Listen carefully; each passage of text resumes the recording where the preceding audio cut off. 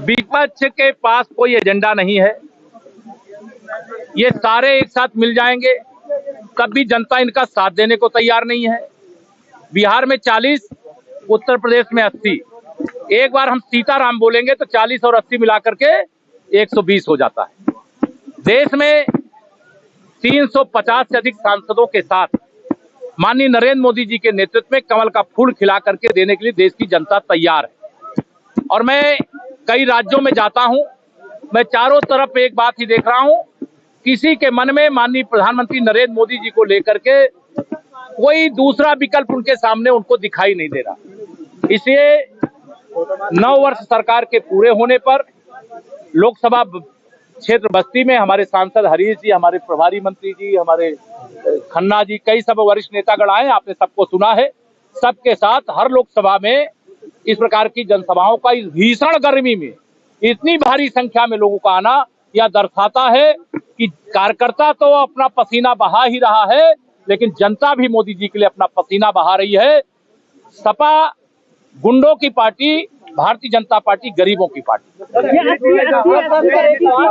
और आपकी पार्टी जो है किसानों की कैसी बताती है? एक सवाल सुन लेते हैं। अरे यार एक सवाल कर रहे हैं। हाँ। पीडीए का मतलब मैं बता दे रहा हूँ। पीडीए का मतलब पी फॉर परिवारवाद, डी फॉर दंगा, ठीक है, और ए फॉर अपराधियों का संघ। इसलिए वो पीडीए उनका वो नहीं है। वो पिछड़े दलित ने उनको नकार, वो पीडीए ने उनको नकार दिया। पिछड़ा वर्ग उनको छोड़ चुका है, वो परिवारवादी है। और दलित तो उनको कभी देख नहीं सकता, क्योंकि सत्ता में रहते हुए उन्होंने दमन किया है और मुस्लिम तुष्टीकरण की राजनीति करके उन्होंने केवल बांटो और राज करो का काम किया है। अब उनको भी समझ में आ रहा है सबका साथ सबका विकास करने वाली भाजपा। कानून से आप भी फेल है, लगातार जो है कोर्ट में गोलियां चल रही हैं, अब तो कोर्ट के रूम में गोली चल रही है, तो जहां पर भी गोली चल रही है उसकी जांच हो रही है। जो अपराधी वो पकड़ लिए गए हैं, जांच करके उसके पीछे कौन है पता करेंगे और उसके खिलाफ कार्रवाई करेंगे। मंत्री जी,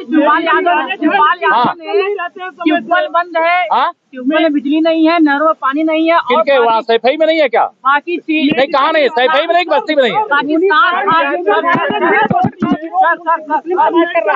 आप चिंता मत करो, कोई विरोध श्री राम जन्मभूमि मंदिर निर्माण का भी बहुत लोग विरोध करते थे, लेकिन हमारे 3 मुद्दे थे। जम्मू कश्मीर से धारा 370, अयोध्या में श्री राम की जन्मभूमि पर भव्य मंदिर का निर्माण और सामान्य नागरिक संहिता है। और लाल किले पर भी तिरंगा फहराया जा सकता है। आजादी के जब 75 साल पूरे हुए तो बताओ मेरे बस्ती वालों, हर घर में तिरंगा फहराए थे कि फहराए थे? दोनों हाथ रख फहराए थे कि फहराए थे? मेरी माताओं बहनों बताओ, फहराए थे घर घर में तिरंगा?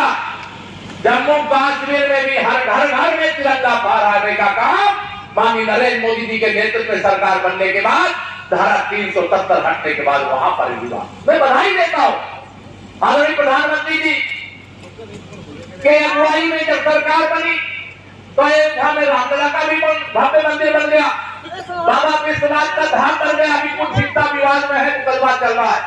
मेरा विश्वास है बाबा विश्वनाथ की काशी में डमरू भी बजेगा मेरे मित्रों, और भगवान श्री कृष्ण की जन्मभूमि पर बंसुरी भी बजेगी। यह भरोसा रखना वाली भी दूर नहीं। हम विकास के पद पर आगे बढ़ा है। मेरी माताओं बहनों बताओ, पिछले 3.5 साल से प्रधानमंत्री गरीब कल्याण योजना का राशन आप सबको मिल रहा है कि नहीं मिल रहा? बताओ दोनों हाथ आगे मिल रहा है कि नहीं मिल रहा? अगर ये तथाकथित रूप से मोदी जी को 2024 में आने से रोकने की बात कर रहा है, अगर यह होता ना तो आपको राशन नहीं, आपको भाषण देता। और आपको याद होगा कांग्रेस के नेता राहुल गांधी जी और समाजवादी पार्टी के नेता अखिलेश यादव जी जब कोरोना की वैक्सीन मेरे देश के वैज्ञानिकों ने बना दिया तो उन्होंने कहा कोरोना का टीका हम नहीं लगाएंगे। पत्रकार मित्रों ने पूछा क्यों नहीं लगाओगे? उन्होंने कहा ये मोदी जी का टीका है, ये भाजपा का टीका है।